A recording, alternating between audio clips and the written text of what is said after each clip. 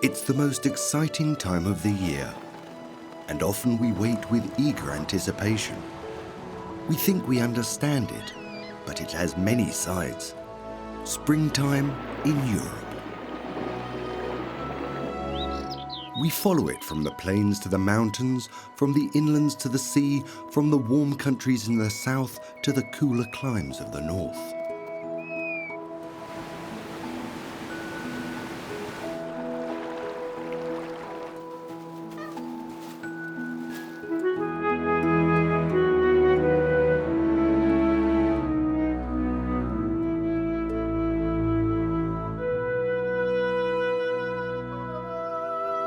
The moist air following the fertile winter rain heralds the beginning of a new season.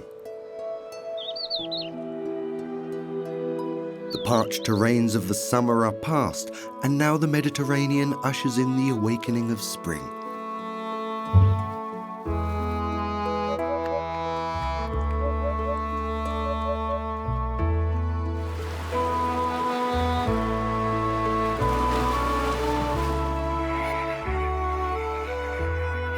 The spring migrates across the land as if in a frenzy. Even the high mountains cannot contain it.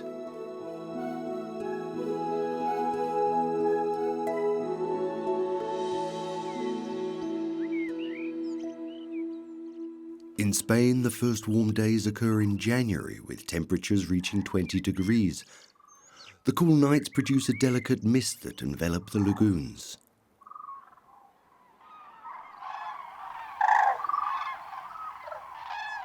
In the flat waters close to the shore, a group of cranes have spent the winter's dark hours safe and undisturbed. As the sun rises, the group stirs into life. Group after group sets off to the feeding grounds. They commute every day back and forth. It's not far, with only a protruding hilltop as obstacle.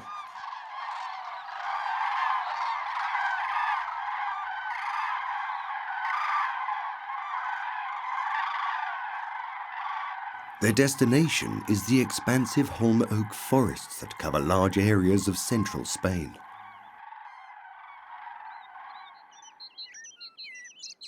It's an open landscape, sparsely populated with single trees spread across the gentle hills. This parkland, the Dehesa, has evolved from once dense forests and is over 4,000 years old. Gnarled oaks with expansive crowns dominate the view.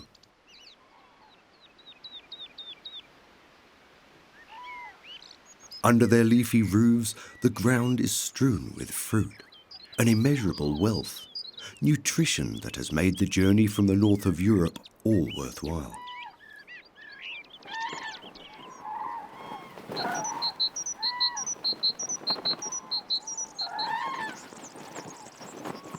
Throughout the winter, the family of cranes live closely together. An adult shows its offspring how to deal with the hard seeds. They're not swallowed whole, but instead taken apart, arduously, bit by bit.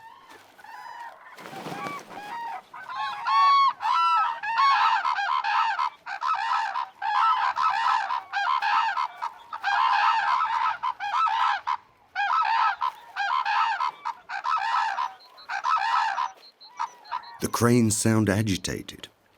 Perhaps they're nervous because of the herd of pigs nearby. Together they share this empty countryside.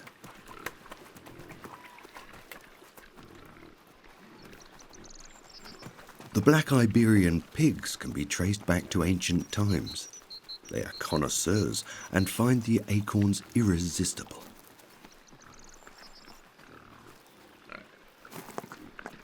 Their diet of acorns gives their meat a distinctive taste. The ham produced from them is called pata negra.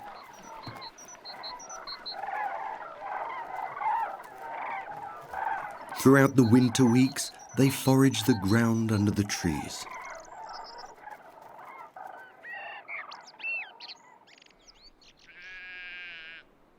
Spain is already teeming with life, even early in the spring. A mother observes her offspring attentively.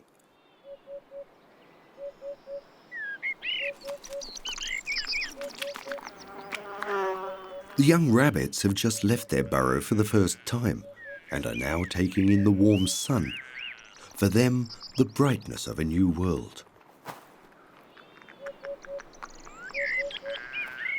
In the eyeful charge of the grown-ups, they make their first forays across the fresh foliage.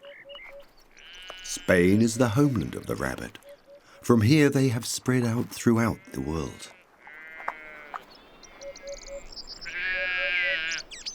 The greenlands between the oaks are grazing grounds for the sheep. The herds are all but lost in their expansive surroundings.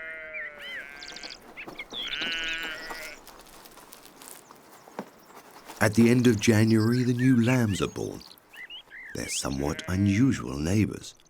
However, they don't seem to be of much concern.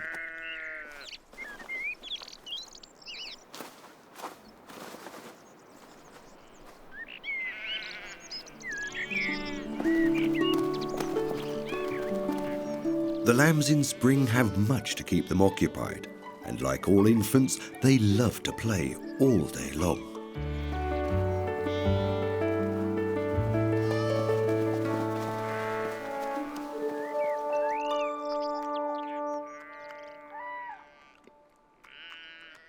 Eventually, everything calms down again, which is good because that new coat is a little bit itchy.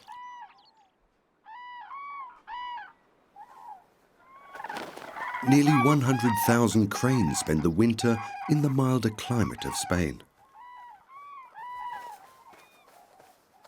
It is not only the abundance of food that lures these shy birds to the dehesa, but also the fact that they are undisturbed.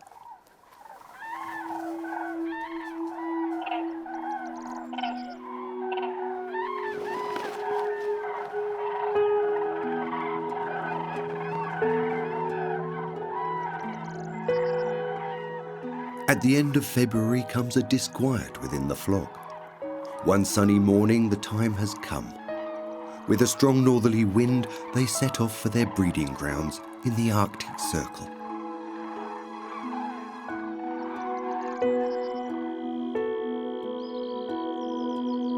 Within 24 hours, the loud trumpeting of the cranes is absent, and with their departure, the countryside reverts temporarily to its tranquility.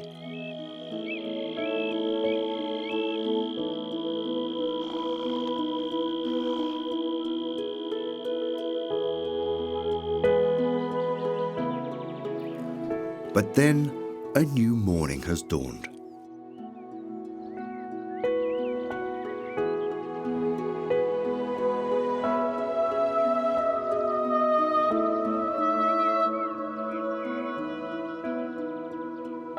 As the dense fog lifts, griffin vultures take to the skies.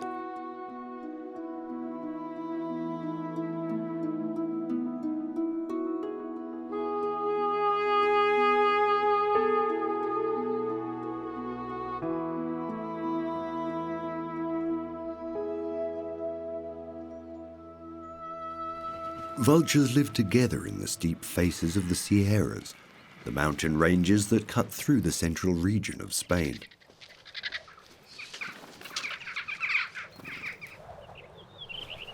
With the first winding thermals, they set off on their way.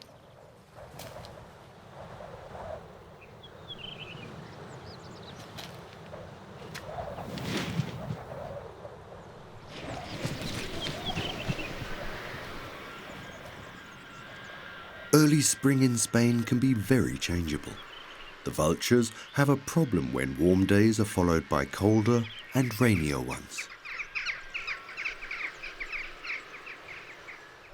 Under their own steam, such large birds have difficulty to fly, but with the help of the thermal winds, their flight is mostly plain sailing.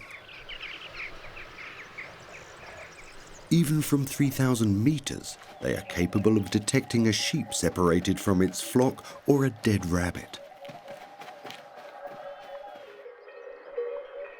The grazing lands of the sheep are very favorable for the vultures, The large flocks spread out, at ease nearly alone in the countryside. Such nonchalance does not go unpunished.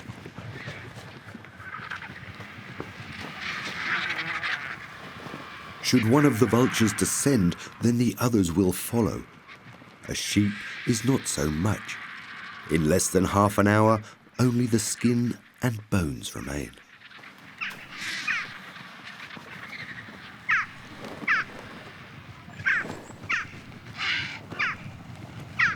After a little starter, it's back to the skies in search of further prey.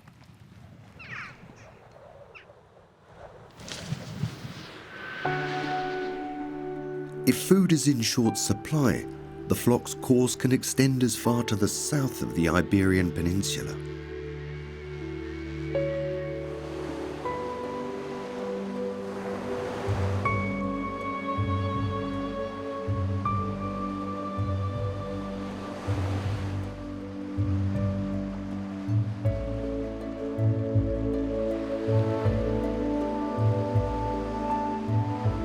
Portugal's coastline at the most southwesterly tip of Europe has been shaped by the Atlantic.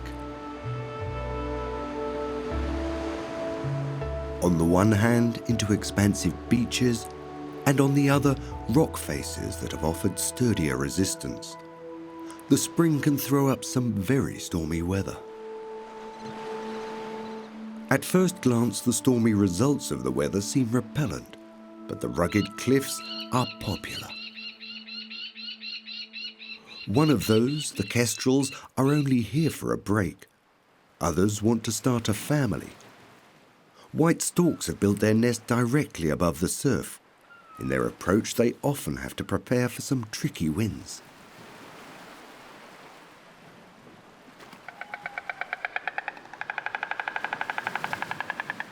It is one of the most unusual breeding grounds. Storks don't often breed on coastlines.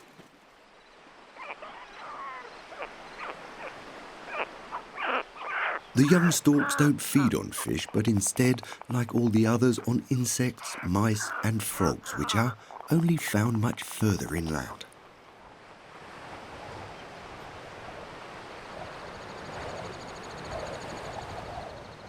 However, the extra effort seems to pay off. No one seems to want to challenge their windy seats on the spears.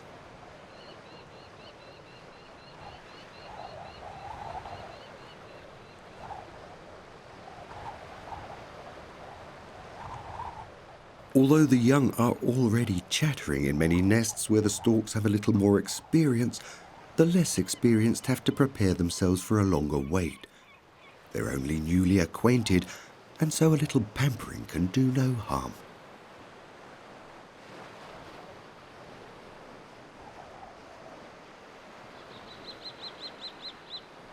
Plant life is especially sumptuous in the salty sea air. A landscape of bright colours with the marsh daisy and ice plant.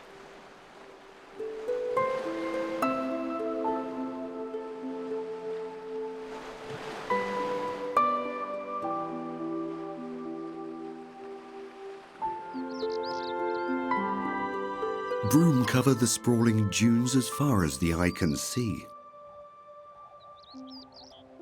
Here we find one of the strangest animals in Europe that one more readily knows from the tropics.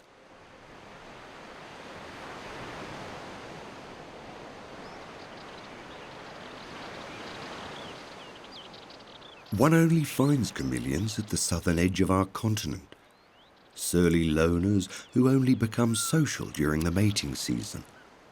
They spend the winter underneath rocks or in crevices.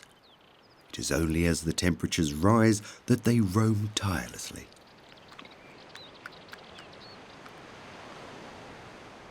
Their source of nutrition is barely discernible to the human eye, and they rely on their sturdy grip as they climb. A laborious undertaking.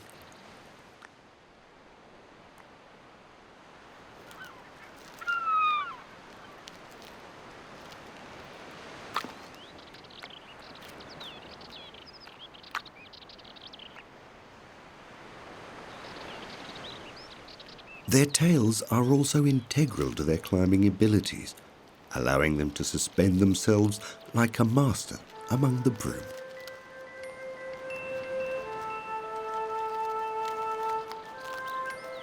Chameleons are most impressively camouflaged within the tangle of branches and from a short distance, invisible to the eye.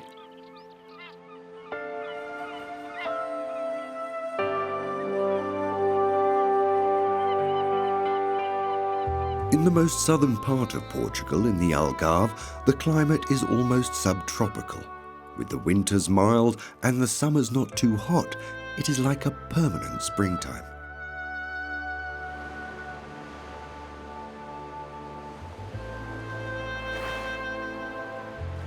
Where sand and silt define the view, life has its own unique rhythm. It runs in the cycles of high tide and low tide.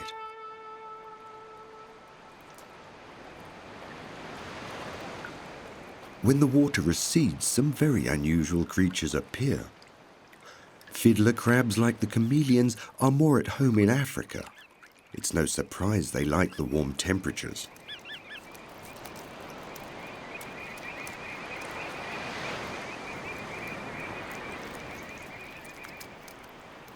It is only the males that possess such a large pincer.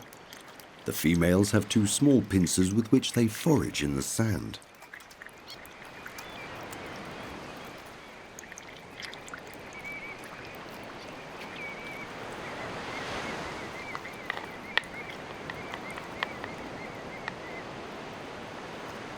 The oversized pincer of the male can be nearly half of their body weight. It's a mighty weapon best deployed in the intense rivalry battles.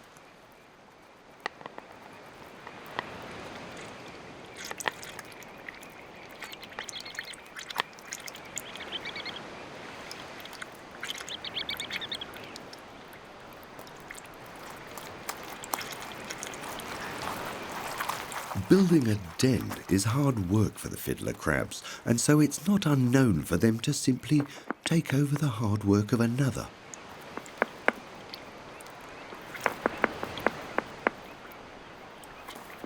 If a polite knock on the door is not enough, then the large pincer comes into play. But even attempts at forced entry are no guarantee of success. A crab will not give up its lair easily. Fiddler crabs are stubborn and have a hard armour.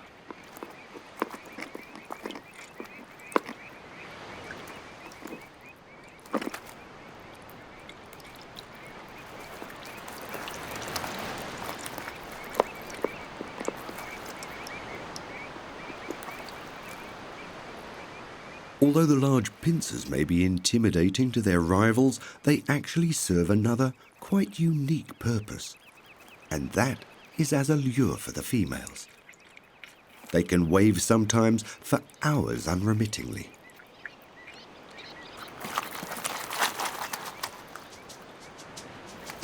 Advertising oneself can be very arduous work. If a tentative wave is not enough, then perhaps a little dance routine.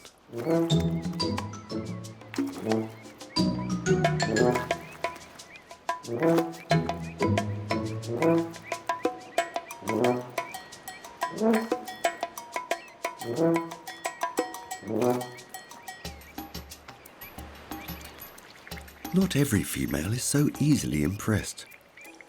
There's nothing left except to wait for some hours until the next tide provides perhaps another possibility.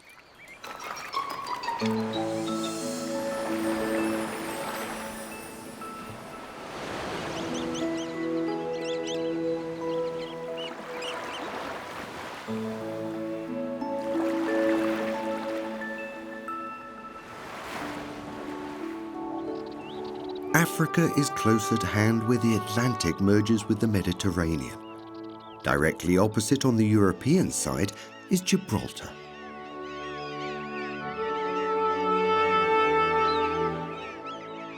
This steep rock is lashed by the surf at its base, but further up is a small breezy paradise.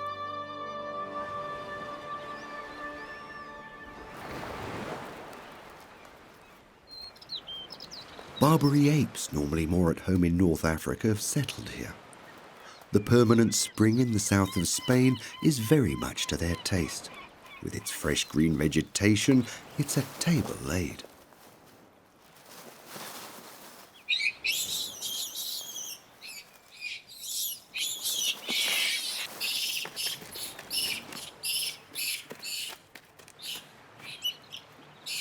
The odd dispute will always occur, but the apes actually live very peacefully in smaller groups.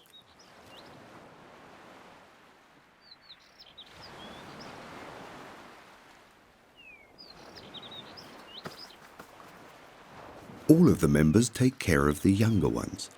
It's something that helps hold the community together.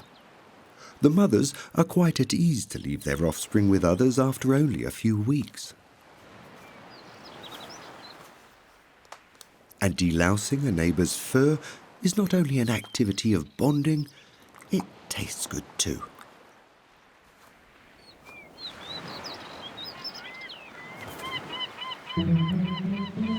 Nobody knows exactly how long the Barbary apes have had their outpost here, but they feel quite at home here and are also tenderly cared for by the people of Gibraltar.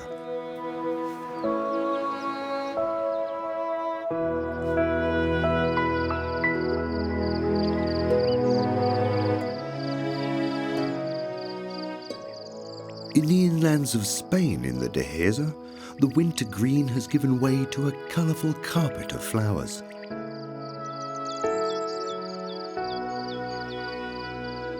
All of the almond trees are now in full bloom, and swarms of bees are busy collecting pollen and nectar.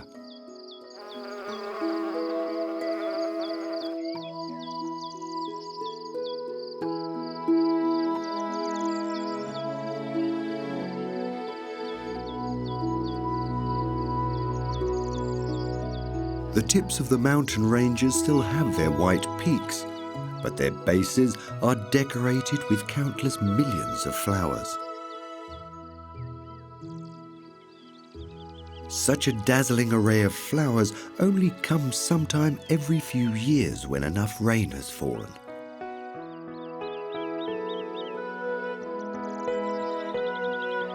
Their abundance of life is due to the conservational farming of the Dehesa, with few grazing animals and no manure or toxins used.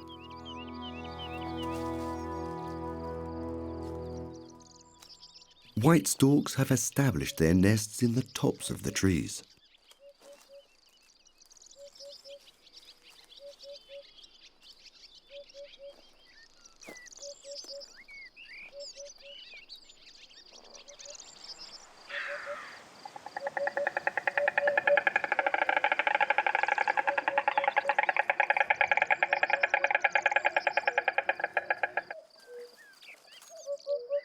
Now, the spring is at its pinnacle. The air seems to positively vibrate with the sheer volume of the calls. Alongside it all is the hoopoe.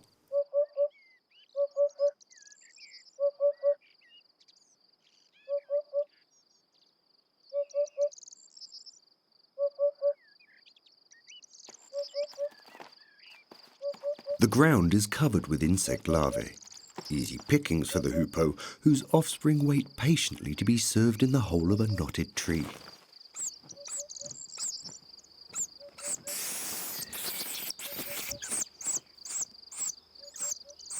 Even when the service is not quite as it should be.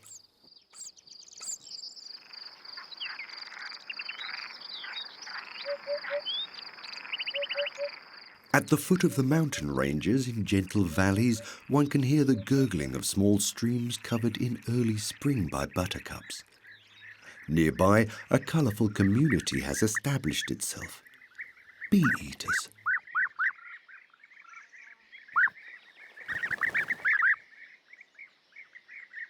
This pair has newly met and have already furnished their nest in the steep wall.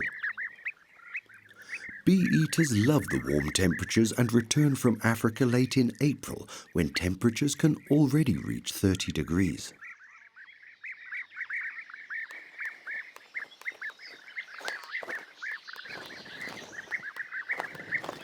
There's certainly enough space to build nests, but finding a comfortable place to sit is another question altogether. This can often lead to a heated exchange. A few days after their return, all has been clarified.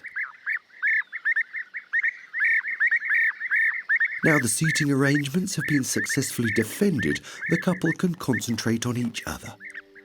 He tries to further impress her with a little present. Bee-eaters only make a short appearance in Europe.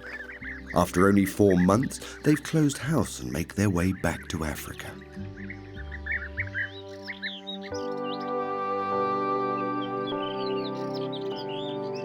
Spain was once covered by large forests. Now, after being constantly cleared, the Dehesa is an exception to an otherwise open landscape, scattered only with single trees, bushes, and an expansive sea of flowers.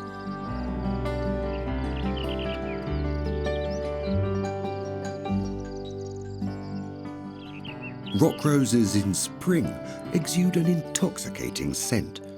Many others produce nectar, which attracts a colourful array of insects.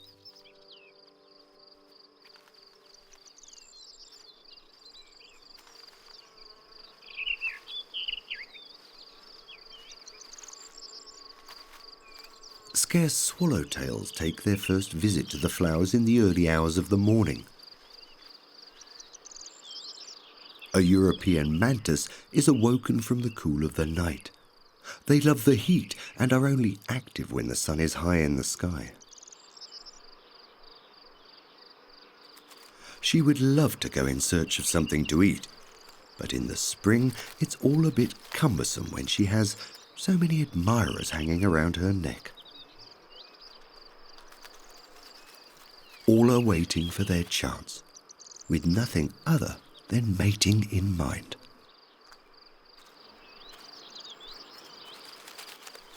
And so, she will just have to put up with it for a while.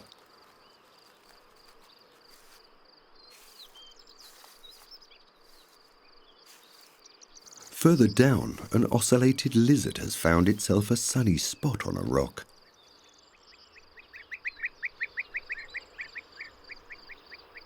No sooner has it warmed itself up a little, it casts a look around to find something interesting.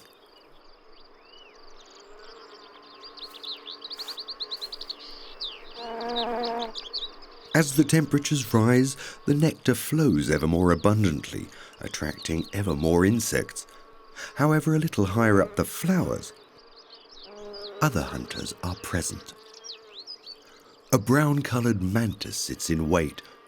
Not a single movement escapes its attentive eyes.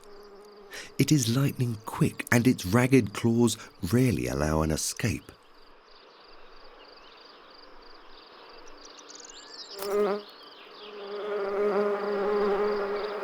In the face of a defensive bee, however, there are exceptions.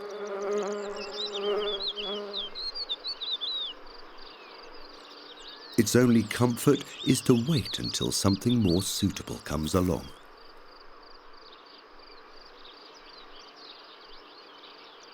The mantis has the ability to remain motionless for hours in wait of food.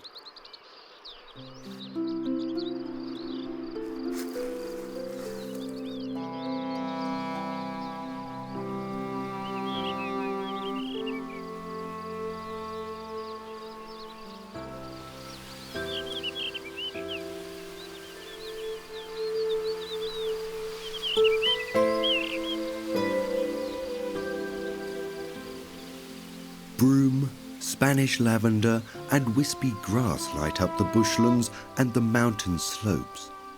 Spring as it can only be in the Mediterranean.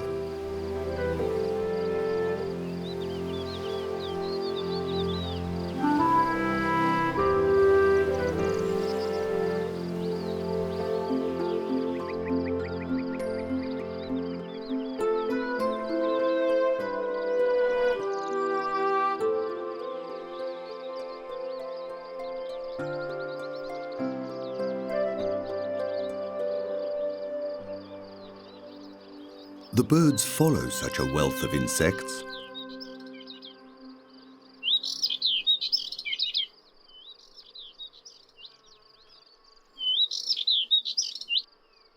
The birdsong of subalpine warblers and thekla larks can be heard all around.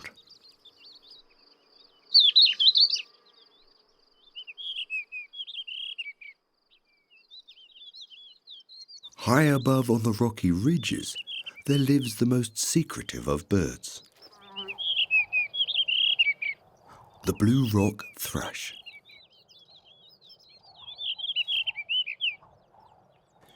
His delicate call can already be heard in February.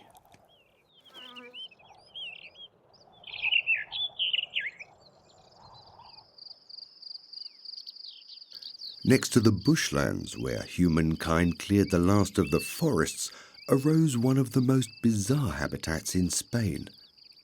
Here there is no tree or bush to obstruct one's view, as if made for the animals of the steppe.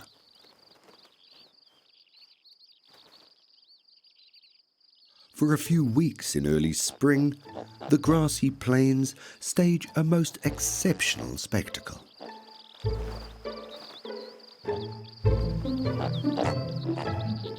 Great bustards have settled on the vast expanse.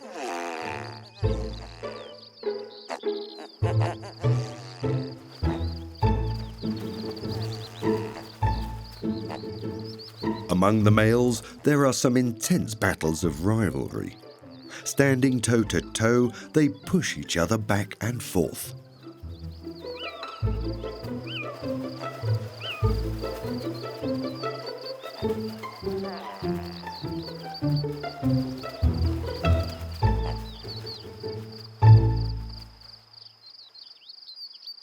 Wisely, some have distanced themselves from the competition. With a puffed-up throat pouch and the underside of their wings turned outward, these are some truly impressive machos. Far smaller and less conspicuous, the females appear. The foliage of the steppes is rich with herbs in the spring. Tentatively, they select the tastiest ones. It seems that they haven't the slightest interest in the males, but then a short glance gives the game all away.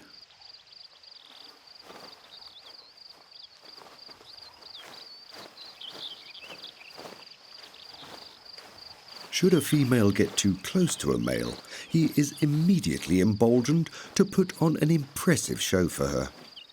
He will now give his utmost for his chosen one.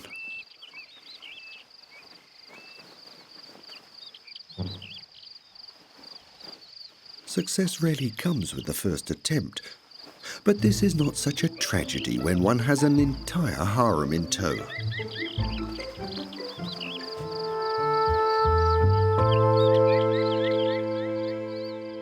As the spring gradually draws to a close on the interior of Spain, the coastline sees the congregation of the last winter guests. Behind the beaches in the lagoons, flamingos and northern shovelers.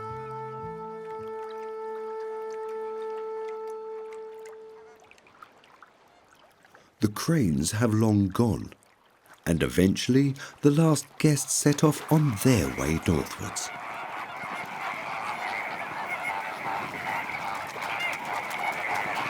Flamingos can fly fast and over long distances, but sometimes, even in late spring, it's not such an easy journey as the storms gather over the Mediterranean.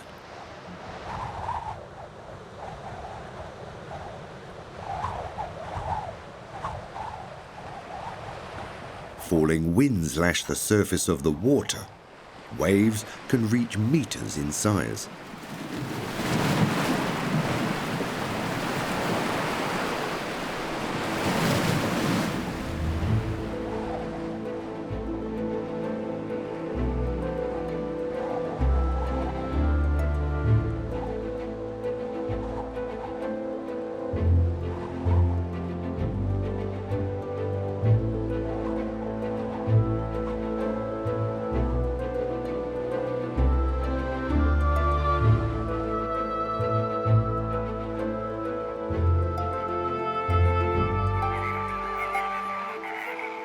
But eventually, the birds reach the Camargue, their largest breeding ground in the south of France, unscathed. Swarms of them land in the lagoons, some years as many as 40,000.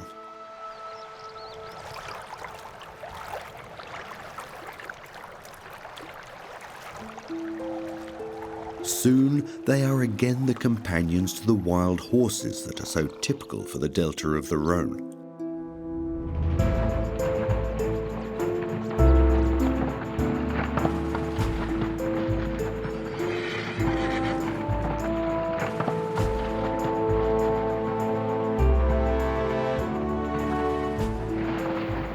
The grey horses live in smaller groups of around 40 animals.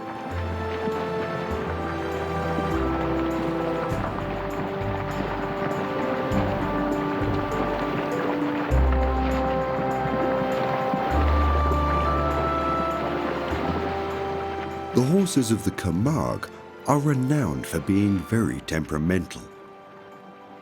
It's only fitting that they spend nearly the entire year wild and free. Having run at a scorching pace, it's now time for a little respite at the lagoon.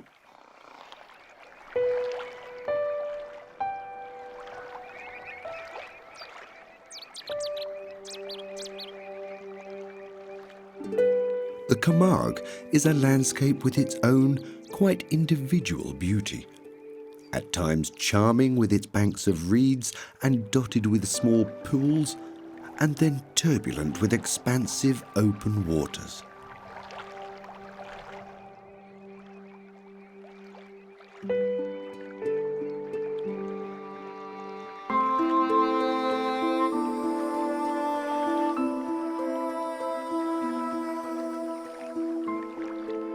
The far-reaching marshlands are neither sea nor land, but instead fringe the lagoons, offering pastures on a fluctuating foundation.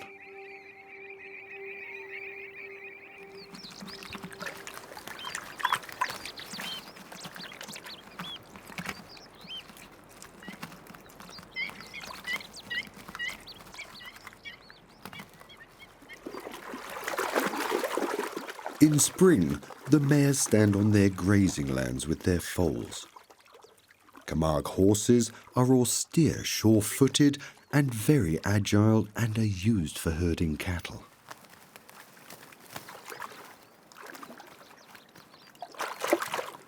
Their offspring are born hidden by the protection of the reeds. The foals can't get enough of their mother's milk. It's certainly tastier than the tough reeds. All foals come to the world with a darker colour. It's only later that they develop the characteristic white colouring. Following their arrival, the flamingos congregate close to their breeding grounds. The waters have been warmed by the spring's sunshine and is now full of their favourite food, small shrimps, which contribute to their bright pink colouring.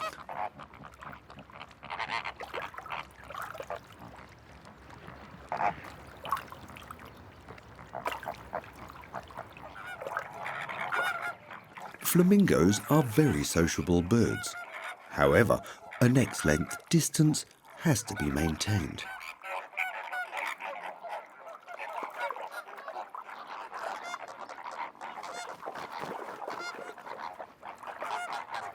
Soon they are in the mood for mating, and the build-up is mutual.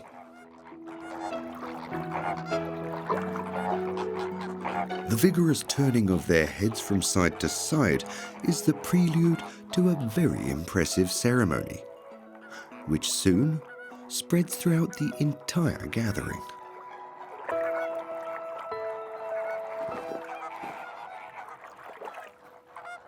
Further signals are sent with the spreading of the wings, which helps them to decide on their perfect mate within the group. Flamingos brood more successfully when they can raise their offspring all at the same time.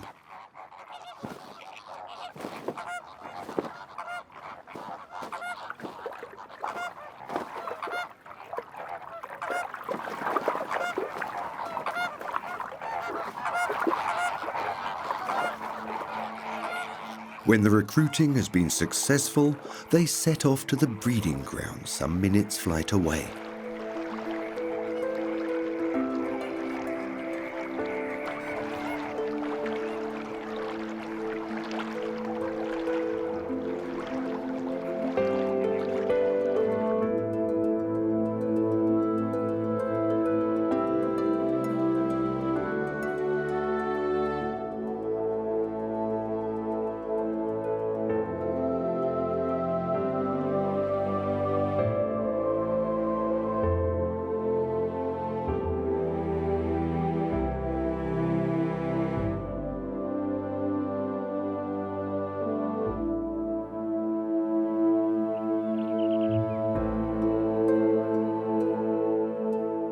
A little further inland, away from the coast, lays a bizarre karst landscape.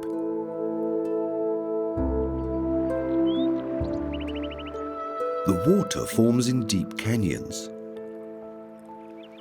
The rocks are porous, and in many places the water seeps into the cracks and the crevices, taking mysterious courses before broadening out again far away. Born again, the creek carries a new green coat. Concealed between the branches, a nightingale.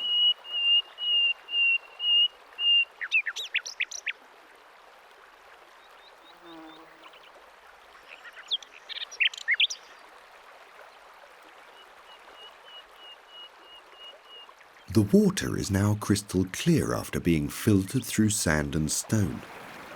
Aquatic plants shimmer an emerald green.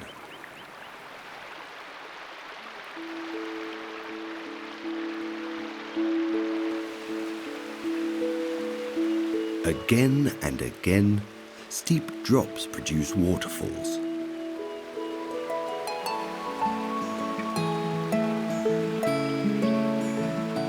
Thereafter, the rivers stretch far and wide across picturesque plains where wine and olives are cultivated. The smell is of wild thyme and rosemary.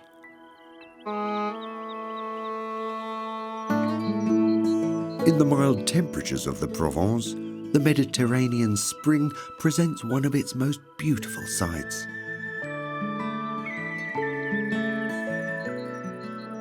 Broom and poppies in May border the paths and the fields. In some parts, the land is a sea of bright colours.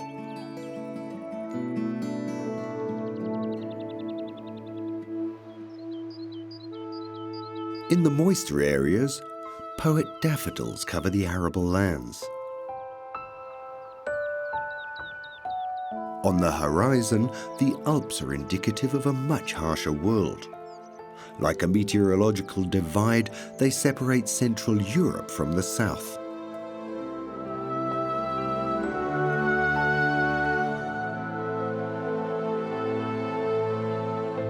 Snow and ice never relinquish the peaks from their grip.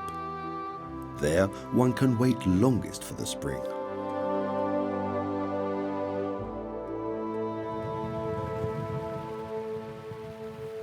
However, with the warmer air currents from the Mediterranean, a new season begins too in the Alps.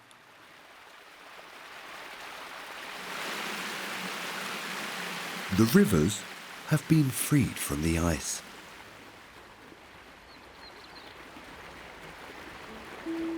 Overnight, it seems that a new landscape has been born with the thaw.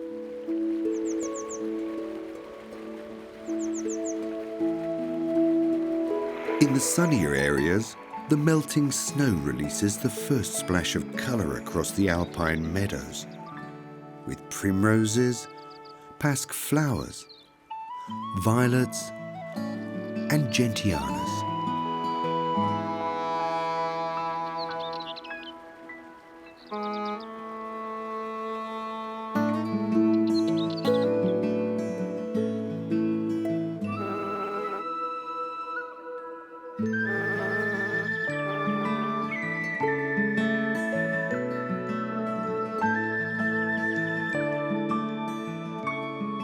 The plants have no time to lose. A sea of crocuses appears no sooner than the snow has cleared.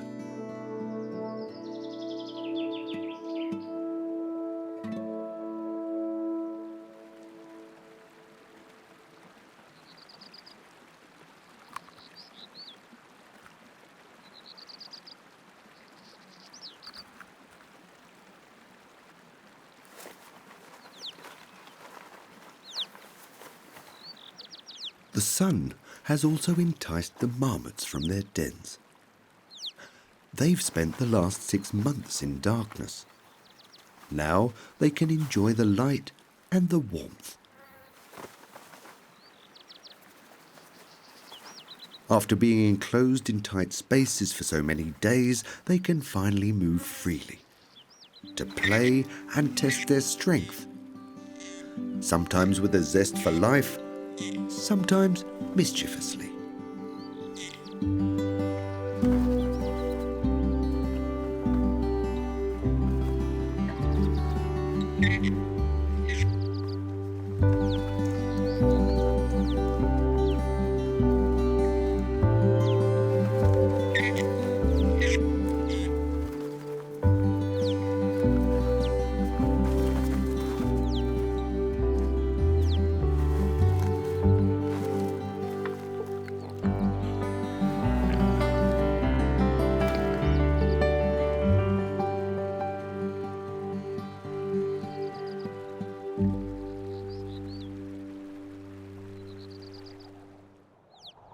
The spring in the high mountain ranges also has its whimsical sides. Like when from one minute to the next, the clouds and the mist bring about some colder days again. Then a cold wind sweeps across the glaciers.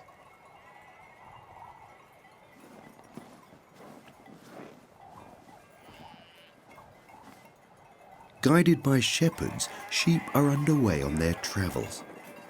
Every year they are brought from South Tyrol and herded over the steep climbs of boulders and glaciers, the same as they've done for the last 500 years. Their way is arduous and not without danger. They have to overcome an altitude of nearly 3,000 meters.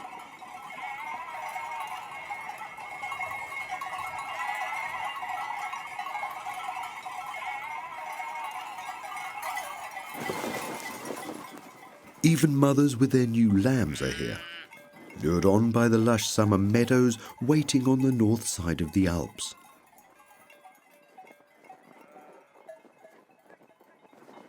After hours of hardship, they're nearly there. A short rest, and then it's just a little further.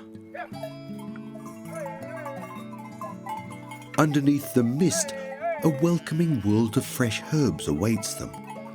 Weeks of freedom and relaxation in a mountain springtime which has just begun.